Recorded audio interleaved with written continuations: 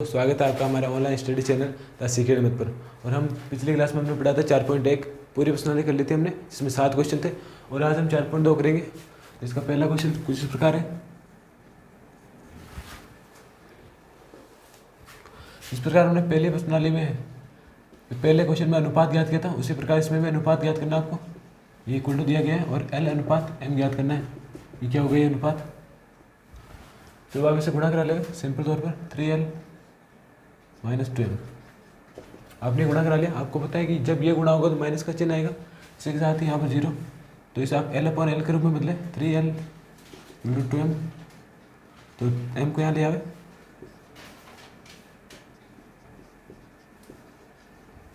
तो ये आपका हमारा आंसर जो होगा L अनुपात M जो होगा हो जाएगा 2:3। तो ये आपके लिए फर्स्ट क्वेश्चन का आंसर। इस प्रकार हमने पहले 3 को L से गुणा किया, 2 को M से, बीच में माइनस का नेगेटिव चिन्ह, और दोनों को बराबर उस तरफ लगे ताकि ये जो नेगेटिव है वो पॉजिटिव में बदल जाए। उसके बाद L/L करके L अनुपात N ज्ञात किया जो 2:3 है। तो हमारा फर्स्ट क्वेश्चन ये हो गया दोस्तों। तो आपको सेकंड क्वेश्चन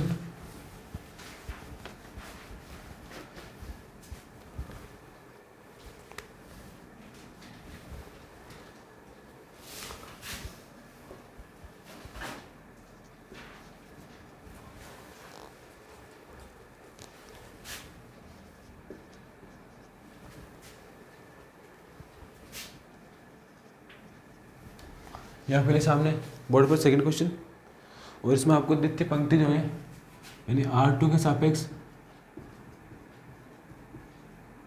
क्या कह सकते हैं कि R2 की उप सारणी ज्ञात करनी है। R2 की उप सारणी यानी R2 के जो सभी अवयव है उनका उप सारणी ज्ञात करनी है। तो सबसे पहले हम या 3 की उप सारणी कह सकते हैं। क्या 3 का उप सारणी कह सकते हैं आपसे।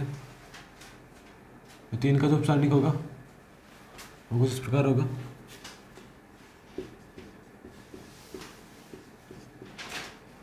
तीन का उप सारणी यानी ये 21 है, तो M 21 इक्वल टू यहाँ पर 3 की जो सहायक पंक्ति और स्तंभ छोड़ देंगे, बाकी इसे 2/2 की आगे में सारणी बदलेगी, यानी 3, 4 और 8 और 9 यहाँ के लिए आ चुके। अब आप इसे गुणा करा देंगे 3 × 9 माइनस 4 × 8।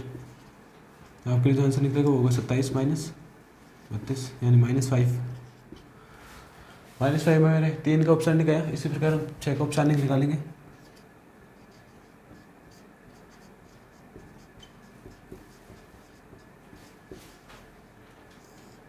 छः का ऑप्शन यानी M22। तो ये क्या होगा, तो 6 के सापेक्ष इसकी सहायक पंक्ति और स्तंभ छोड़ देंगे, यानी ये और ये छोड़ने के पश्चात जो बचेगा 2, 4, इसी प्रकार 1 और 9, इसे गुणा लगा, ये हो जाएगा 18 -4, ये हमारा -14 है आंसर, प्लस का 14 है आंसर। अब हम करेंगे तीसरा जो अवयव है यानी 823 यानी 5 का ऑप्शन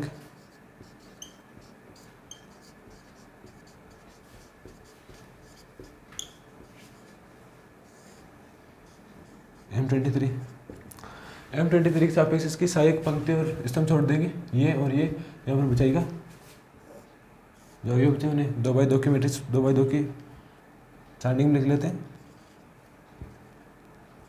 आप इसे गुणा कराएंगे तो हो जाएगा 2 16 -3, इसे घटाएंगे तो हमारा 15 आंसर आएगा। तो ये हमारे तीनों उपसारणी आ चुके हैं। हमने पहले 3 का उपसारणी ज्ञात किया, 3 के सापेक्ष इसके पंक्ति स्तंभ छोड़ दिया, उसके बाद 3, 4, 8, 9 लिख के हमने इसका आंसर प्राप्त किया जो था -5। इसी प्रकार हमने सेकंड 6 का उपसारणी प्राप्त किया, तो इसके सापेक्ष सहायक पंक्ति स्तंभ छोड़ने के पश्चात हमारे 2, 4, 1 और 9 हमारे ये निकला, और इसे हमने 2 को 9 से और 1 को 4 से गुणा करके घटाया तो हमारा 14 आंसर था। इसके बाद 5 का उपसारणी हमें 5 का उपसारणी ज्ञात करना है। 5 के सापेक्ष हमने सहायक पंक्ति और स्तंभ छोड़ दी, तो हमारे लिए 2, 8, 1, 3 और 1, तो 16 - 3 = 15। ये हमारे जो प्रथम द्वितीय पंक्ति के सापेक्ष सभी का उपसारणी निकल चुके हैं। ये था हमारा आंसर।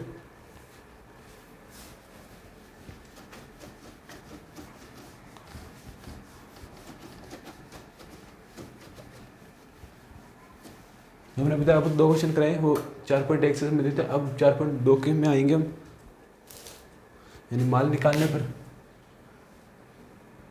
कि मैट्रिक्स का मान किस प्रकार निकल सकता है।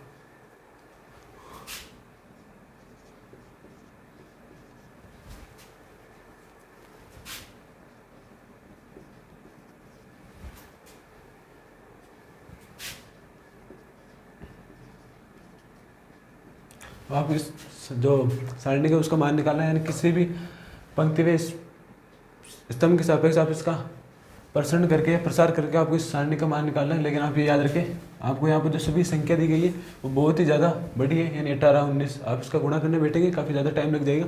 इसमें आप संक्रिया लगाएं किस प्रकार, आप इसमें इस तरफ करके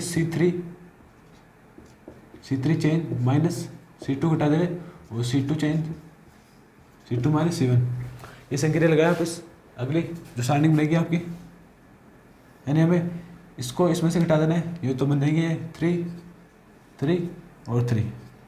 इसी प्रकार इसको इसमें से घटा देना है, ये बन जाएगा 3, 3, 3 और ये हो जाएगा 13, 14 और 15। अब आपको होता है कि किसी भी सारणिक में अगर 2 पंक्तियाँ 2 स्तंभ आपस में बराबर हो तो उनका मान क्या होगा, 0, यानी इसका जो डेल्टा निकलेगा वो होगा, डेल्टा का वो हो जाएगा 0।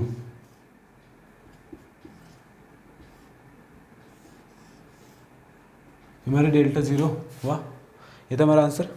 आप इसमें कहीं पर भी प्रश्न करने ना बैठे, क्योंकि आपका वैल्यू अंतिम में जाकर 0 आएगी। लेकिन अगर आप इसे खोलने बैठेंगे तो काफ़ी ज़्यादा गुणा भाग करने पड़ेंगे आपको, जो आपकी कैलकुलेशन को क्रिटिकल बना देंगे और ज़्यादा लंबा कर देंगे, समय भी आपका ज़्यादा व्यतीत होगा। इससे अच्छा आप इस प्रकार की संख्या लगाएं, यानी C3 में से C2 घटा देवे और C2 में से C1 घटाने पर स्तंभ का व्यय को सापेक्ष घटाने पर हमारी जो दो स्तंभ बराबर आ गए। जब 2 स्तंभ या 2 पंक्ति बराबर हो तो उसमें अब सारणी का मान 0 होगा। ये हमारा थर्ड क्वेश्चन।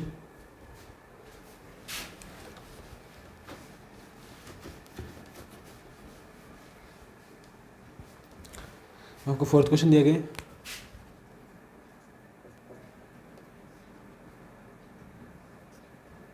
इसमें कोई क्वेश्चन नहीं है, बस एक सारणी दी गई है आपको, सारणी भी नहीं दी गई आपको इस क्वेश्चन में।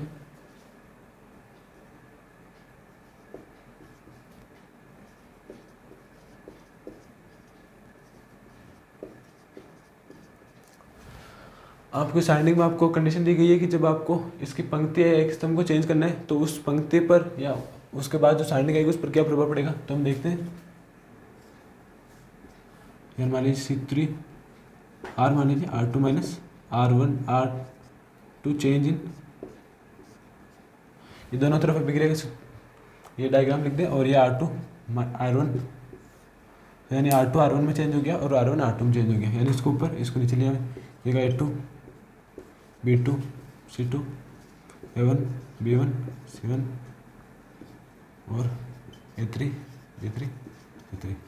यानी अगर हम किसी भी सारणी की पंक्तियाँ स्तंभों को विनिमय करेंगे तो उस पर क्या प्रभाव पड़ेगा, ये देखो हो जाएगा नेगेटिव। जो पहले ए था वो -a में बदल गया, यानी चिन्ह बदल जाएगा उस सारणी का।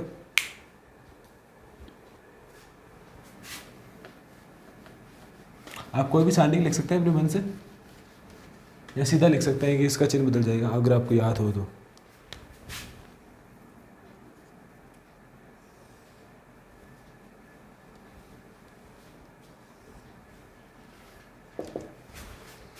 इस क्वेश्चन में आपको सिद्ध करना है x minus Y, Y minus Z और Z minus x.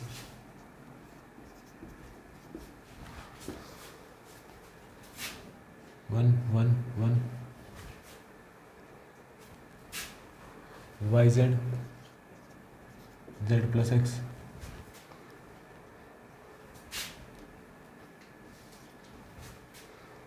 Z X Z plus X और एक्स प्लस वाई और एक्स प्लस वाई।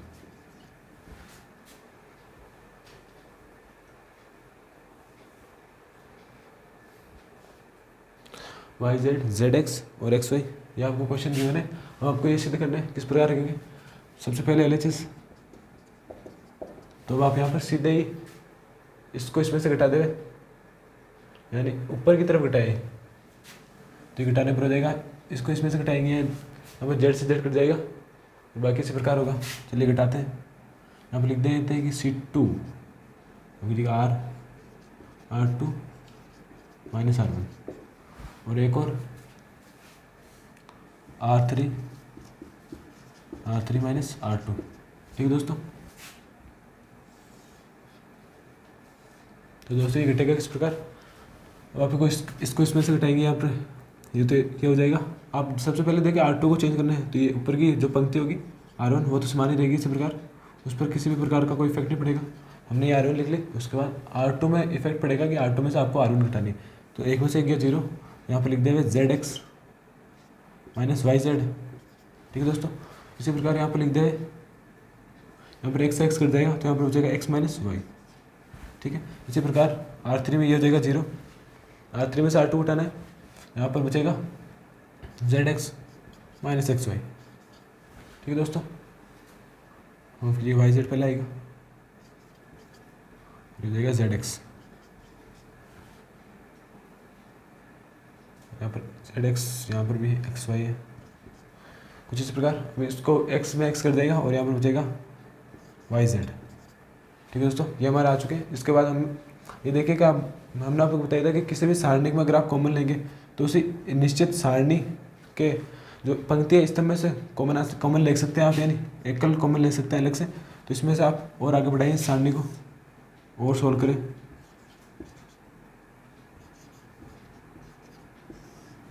ये देगा 0 Z x minus Y,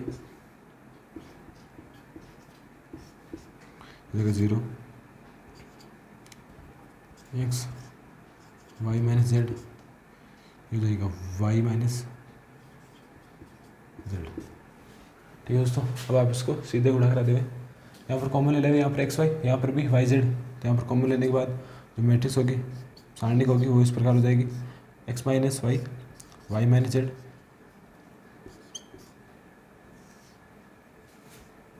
1 YZ Z plus y 0 0 Z 1 X और 1। अब आपको यहाँ पर दो अवयव इस जो सिद्ध करने वाले अवयव उनमें से मिल चुके, हमें एक अवयव ज्ञात करना है। तो हमने आपको बताया था कि जिस पंक्तियाँ जिस स्तंभ में अधिक जीरो उसके सापेक्ष प्रश्न करना है। तो यहाँ पर आप R3 R1 C1 के सापेक्ष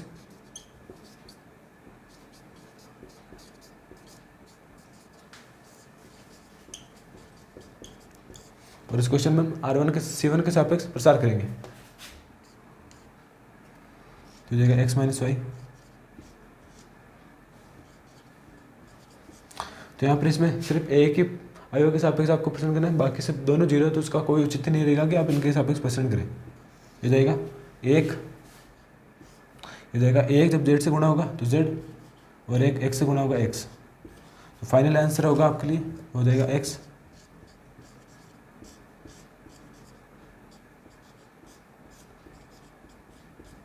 तो यहाँ पर आपका स्वाद सिद्ध होता है, आप दोनों मिला सकते हैं इक्वेशन जो RHS के बराबर है, और वही आपका आंसर। तो आपके लिए फाइनल आंसर आ चुका है। आपको जो चेंज करनी है C3 C, उन्हीं का ध्यान रखें। आपको चाहिए कि आपको x में से y चाहिए, x में से माइनस वाई चाहिए। तो यहाँ पर आप देख सकते हैं कि इसको इसमें से घटाएंगे तब भी, इसको इसमें से घटाएंगे तब भी आएगा, या ऊपर की तरफ भी घटा सकते हैं, लेकिन आपको तब आपके लिए माइनस ही आएगा, तो उससे कोई इफेक्ट नहीं पड़ा। आप चाहे कैसे घटा सकते हैं, बस आपको ये सिद्ध करना है, वो देखना होगा कि वो किस प्रकार होगा। तो हमने सबसे पहले R2 में से R1 को घटा दिया और उसके बाद R3 में से R2 को घटा दिया। तो हमने प्रथम पंक्ति को इस प्रकार रखा और दोनों पंक्तियों में से घटाने के बाद हमने कॉमन वाली संख्या को अलग लिख दिया कोष्टक में। उसके बाद दोनों को कॉमन ले लिया अलग अलग। कॉमन लेने पश्चात जहाँ से कॉमन लिया वहाँ से वो संख्या हट गई, बाकी वही रही। तो ये सारणी थी, सारणी में हमने C1 के सापेक्ष प्रश्न किया। तो प्रथम अवयव के सापेक्ष प्रश्न हो, बाकी दोनों अवयव जीरो थे, उनके सापेक्ष कोई अवयव नहीं होगा, प्रश्न नहीं होगा। तो हमने ये final answer x minus Y, Y minus Z और z माइनस एक्स, ये हमारा फिफ्थ क्वेश्चन जो हमें बहुत चिंता सिद्ध करने वाला क्वेश्चन था।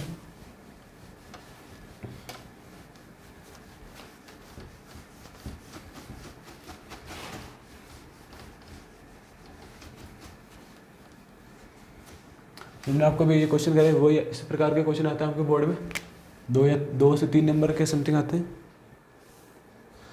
6 तो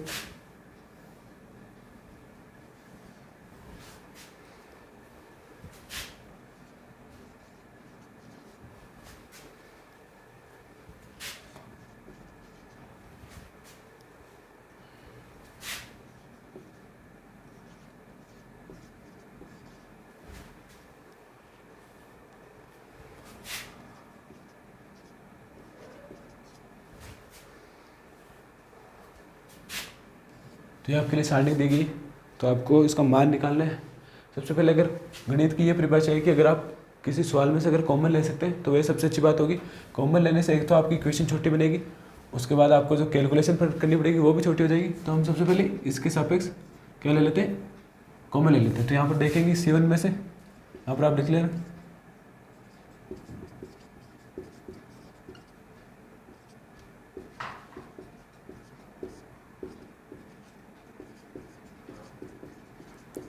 इसी प्रकार C2 में से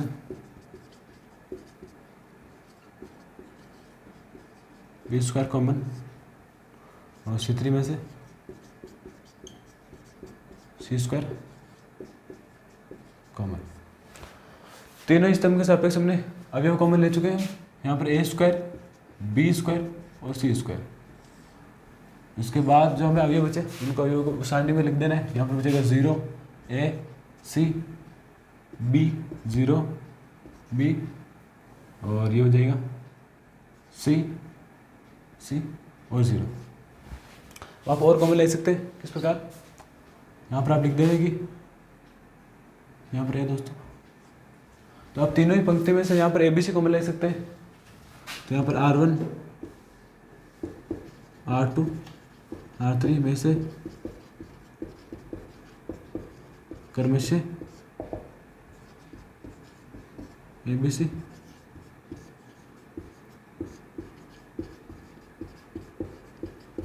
अगर आप परीक्षा में इस प्रकार ना लिखे तो कोई फर्क नहीं पड़ेगा, एग्जामिनर को पता होता है कि हमने किस प्रकार कॉमन लिया। तो हो जाएगा A³ B³ C³। इसके बाद जो अवयव बचे हैं उनको लिख देंगे 0 1 1 1 0 1 और 1 1 0। तो आप जिस प्रकार किसी भी पंक्ति के सापेक्ष करना चाहिए, क्योंकि सभी पंक्तियाँ स्तंभ में एक एक शून्य है, तो हम R1 के सापेक्ष प्रश्न कर लेते हैं।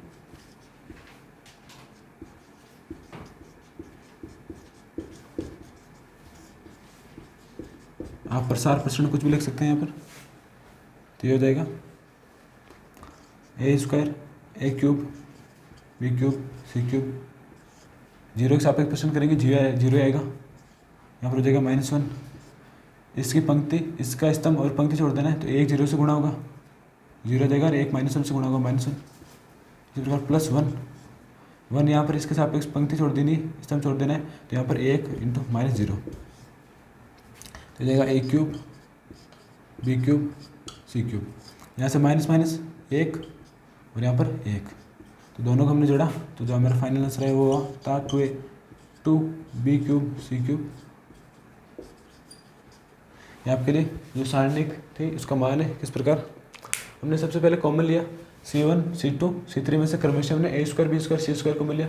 कॉमन लेने के पश्चात हमने कॉमन की संख्या को बाहर लिख दिया, और बाकी जो अवयव थे उनको सारणी के अंदर लिखा। उसके बाद भी हमने देखा कि आप फिर कुछ कॉमन ले सकते हैं, तो हमने R2 R1 R2 R3 में से क्रमशः ABC कॉमन लेने। ABC कॉमन लेने पर हमें A³ B³ C³ प्राप्त हुआ। इसके बाद कुछ अवयव थे उनको हमने R1 के सापेक्ष प्रश्न कर लिया, क्योंकि सभी स्तंभ और पंक्ति में आपके लिए एक एक 0 था। तो हमने किसी भी एक पंक्ति को या स्तंभ को लेकर हमने प्रश्न किया, तो प्रश्न करने पर यहाँ पर 2 आया इसका मान, और बाकी A³ B³ C³ थे, इनको 2 से गुणा करा दिया, तो ये 2 A³ B³ C³ हो गए। आपके लिए 6 क्वेश्चन।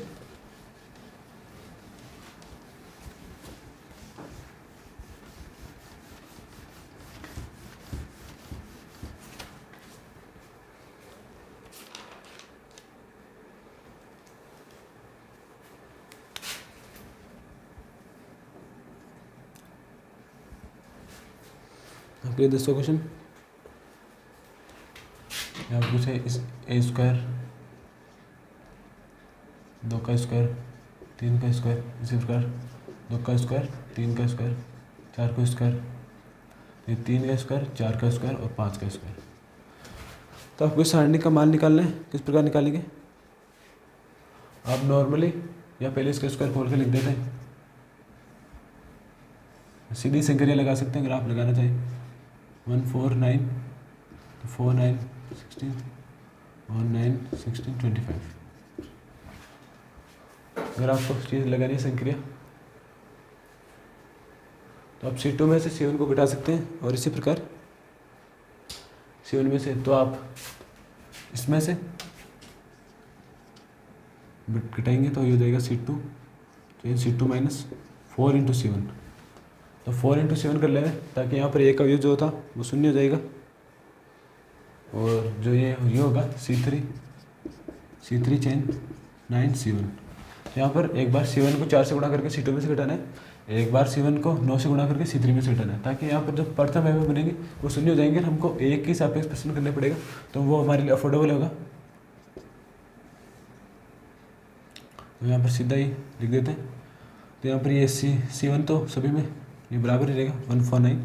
तो अगर आप C2 में से 4 यहाँ पर घटाएंगे तो ये हो जाएगा 0। ठीक है दोस्तों, अगर आप इसको 4 से गुणा करके इसमें से घटाएंगे, 16 में से 9 गए तो माइनस, तो यहाँ पर ये इस प्रकार बनेगा 9 माइनस 16, तो माइनस के साथ आएगा। इस प्रकार 16 में से 36 घटेगा तो हो जाएगा माइनस का 20। इसी प्रकार इसको 9 में से घटाएंगे, यहाँ पर 0, जो 16 माइनस 36, इस प्रकार माइनस 20। और इसी प्रकार 9 इसको 4 से गुणा कर, इसको 9 से गुणा करके इसमें से घटाएंगे तो देखिए 25 माइनस 81, 56 बचेगा माइनस का, 56 बचेगा यहाँ पर माइनस का। तो आप प्रथम अवयव के सापेक्ष R1 के सापेक्ष प्रश्न कर लेंगे।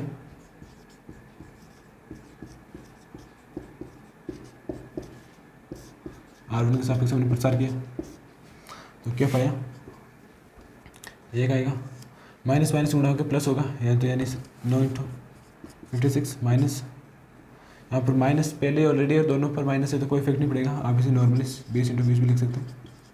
अब हमने गुणा करेंगे इसको, 6 को 7 को 6 से करेंगे 42, 4 और ये जाएगा 392 माइनस 20 का स्क्वायर आपको पता है 400 होता है। तो अब आप 392 से 400 घटाएंगे तो माइनस का 8, इस सारणी की वैल्यू ही किस प्रकार, पहले हमने C2 को चेंज किया, C3 को चेंज किया, C2 में से 4 C1 को घटा दिया, यानी C2 है उनको C1 को 4 से गुणा करके इनमें से घटा देंगे। इसी प्रकार C3 को 9 से गुणा करके इस C1 में C3 में से घटा देंगे। उसके बाद हमने यहाँ पर 2 अवयव 0 कर लिए ताकि हमारे परसेंट में आसानी हो। इसी प्रकार हमने R1 के सापेक्ष प्रसार किया, तो -7 को -56 से गुणा किया तो माइनस माइनस प्लस हो जाएगा, नॉर्मली 4 इंटू 56 आएगी। इसी प्रकार हमने 20 को 20 से गुणा किया तो plus plus minus minus plus हो जाएंगे, और ये नॉर्मली जो उसका माइनस होता है वो माइनस लगा दिया हमने। तो 392 से 498 -8 इसकी वैल्यू, ये आपका आंसर है इस क्वेश्चन का।